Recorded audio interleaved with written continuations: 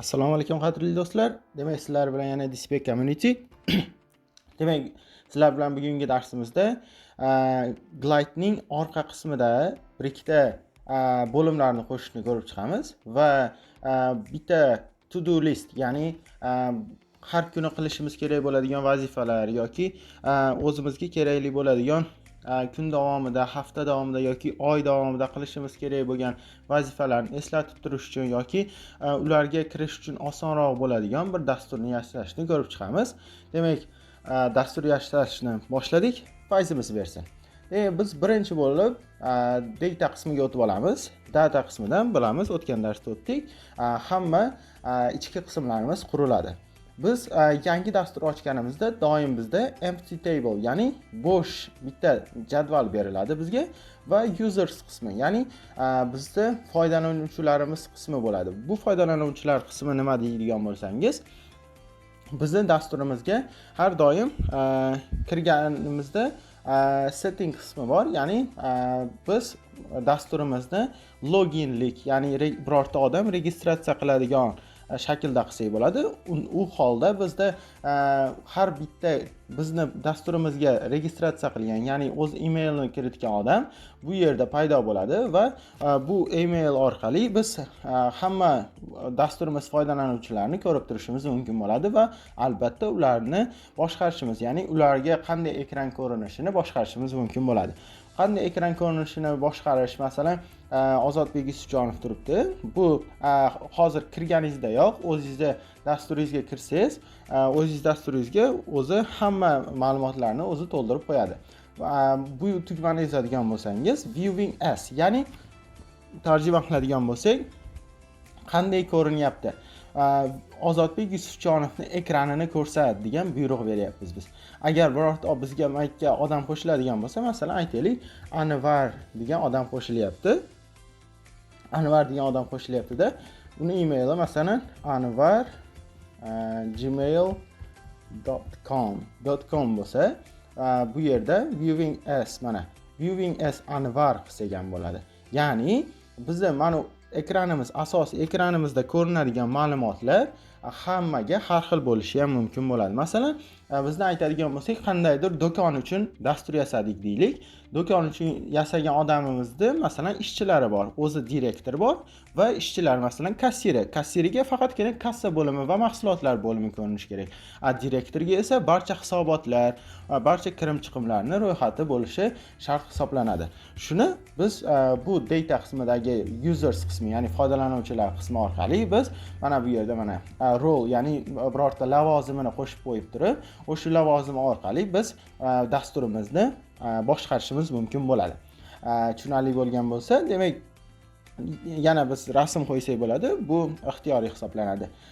Demak, biz darhol o'zimizni dasturimizni yasashga o'ta qolamiz va buning uchun biz empty table ustiga yozamizda. Bizda empty table bas bizni hozirgi yasamoqchi bo'lgan dasturimiz vazifalar hisoblanadi. Shuning uchun oddiy qilib vazifalar deb yozib qo'ysak bo'ladi. 2 marta yozadigan bo'lsangiz ko'k joy chiqadi va ustiga vazifalar deb yozib o'zgartirsangiz bo'ladi. O'zgartirganingizdan so'ng bu yerda mana vazifalar deb ko'rinadi. Bu xona deb oladigan bo'lsak, vazifalar xonasi bo'ldi va vazifalar xonasiga keling, tasavvur qiling, har xil qutilar qo'yamiz. Har xil qutilar o'zini vazifasi bo'ladi. Masalan, aytadigan bo'lsak, bizda har xil mevalar borda, har xil mevalarni biz o'ziga oid bo'lgan har xil yashiklarga qo'yishimiz mumkin. Masalan, aytaylik, bizda bitta xirmon bor, ya'ni to'la mevalar turgan joy borda, ma'lumotlar deb oladigan bo'lsak, ularni har bittasini, masalan, olmalarni olma yashigiga, uzumlarni uzum yashigiga va noklarni nok yashigiga qo'yishimiz mumkin bo'ladi. Xuddi shunaqa bizda ham hamma turdagi ma'lumotlar uchun bizda hamma turdagi ma'lumotlar uchun har xil yashiklar, ya'ni bokslar, qatorlar qo'shilishi kerak bo'ladi. Masalan, birinchi yashigimiz, ya'ni birinchi qatorimizni aytaylik, faqatgina bu qatorimizda vazifalarimizni nomi saqlansin. Faqatgina bu yerga vazifalarimiz nomini yozaylik xolos. Buning uchun mana tayyor name degan qatorni, yashikni, boxni biz edit qilamiz. Mana bu nuqtani ezadigan bo'lsangiz, bunday ekran ochiladi. Bu ekran orqali siz edit qilishingiz mumkin. Ya'ni inglizchadan tarjima qilganda o'zgartirishingiz mumkin. Bu yashigingizni nomini yoki nima saqlashini o'zgartirishingiz mumkin bo'ladi. Duplicate, ya'ni duplicate degani inglizchadan tarjima qilinganda nusxalash. Buni bitta yashigingiz borda xuddi shunaqa yana bitta yashik ochib qo'ysangiz bo'ladi. Keyingisi add column right. Ya'ni bu yashigingiz oldiga yana bitta yashik, yoniga yashik qo'shishingiz mumkin bo'ladi, o'ng tomoniga.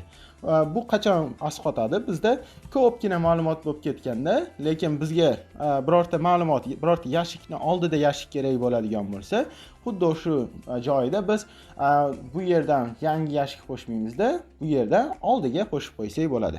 Keyingisi find uses.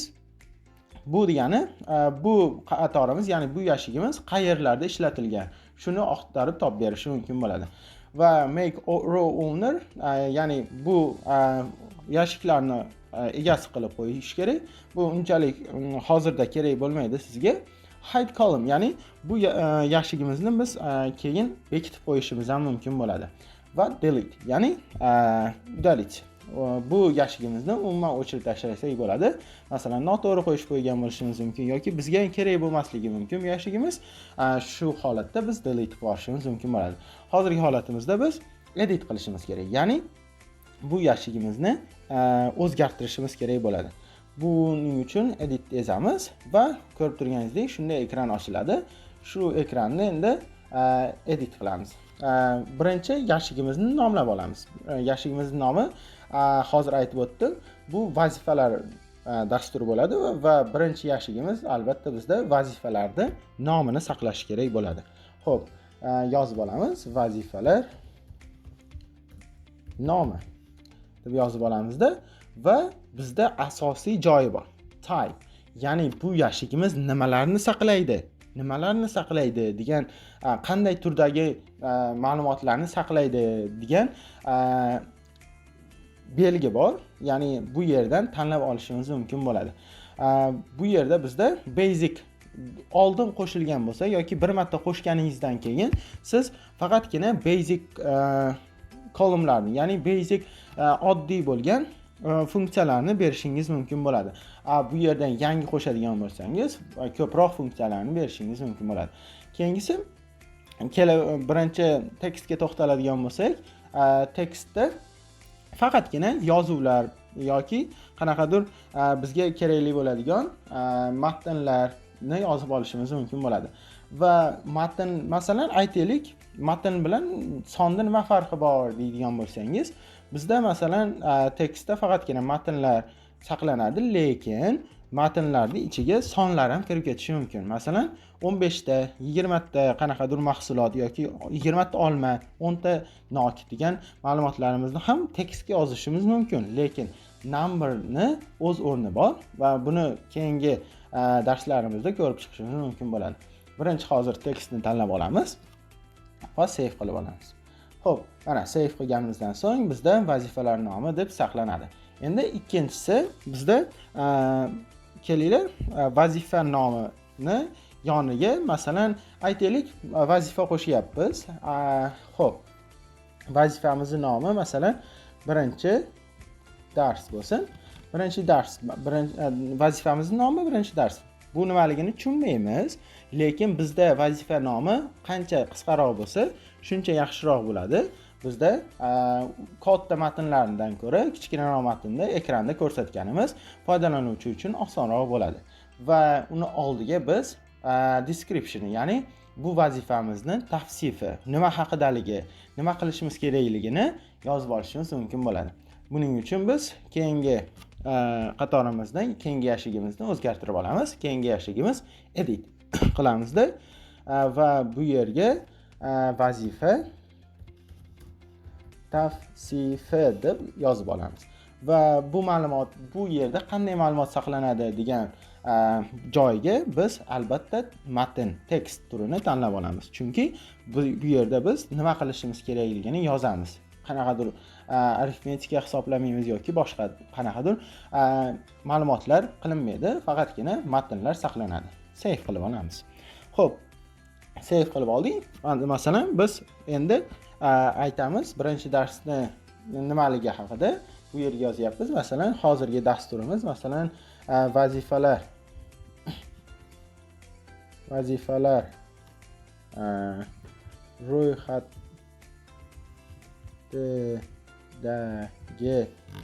ro'yxatidagi birinchi darsni ko'rish deymiz. Bo'ldi. Ya'ni bu yerda nima demoqchimiz? Hozirgi YouTube'dagi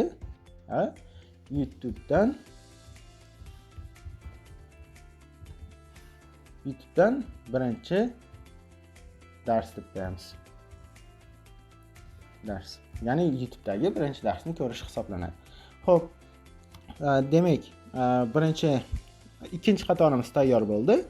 Endi kelinglar vazifamizni holatini belgilaymiz. Vazifamizni holatini belgilash bizga nimaga kerak bo'ladi? Vazifamiz holati masalan, aytaylik, biz odamning psixologiyasida, ya'ni uni vazifalarni bajarishdagi psixologiyasida asosan bizda uni holati katta rol o'ynashi mumkin. Masalan, bizda vazifamiz ertagalikka mo'ljallangan va ertaga agar qilmaydigan bo'lsangiz, atda X bo'lib turadi, vazifa hali qilinmagan va agar qilib bo'lganingizdan so'ng siz galochka, ya'ni belgi orqali belgilab qo'ysangiz, u vazifangizni sizda hech qanday muammo bo'lmaydi va sizni miyangizga bitta kichik bir vazifani qilish orqali qandaydir rag'batlantirish bo'lishi mumkin. Buning uchun biz plus belgisi orqali biz doimo xonamizga yangi yashik, ya'ni yangi qator qo'shish uchun biz mana bu yerdagi plus belgisi orqali foydalanamiz. Xo'p, bu plus belgisini yozadigan bo'lsangiz, doim new column degan yozuv chiqadi, ya'ni yangi qator, yangi yashik degan ma'lumot chiqadi. Bu yerga biz vazifa holatini qo'shyapmiz. Vazifa holati. Xo'p. Demak, vazifamiz holatini qo'shyapmiz. Bu vazifamiz holatida qanday ma'lumotlar saqlanadi deydigan bo'lsangiz, bizni bu vazifamiz bu vazifa holati yashigida bizda bu vazifamiz qilingan yoki qilinmaganligi haqidagi ma'lumot saqlanadi. Faqatgina true yoki false, ya'ni to'g'ri yoki noto'g'ri degan buyruq beriladi. Bu nima uchun kerak bo'ladi? Bizda vazifamizni holatini tekshirish uchun kerak bo'ladi xolos.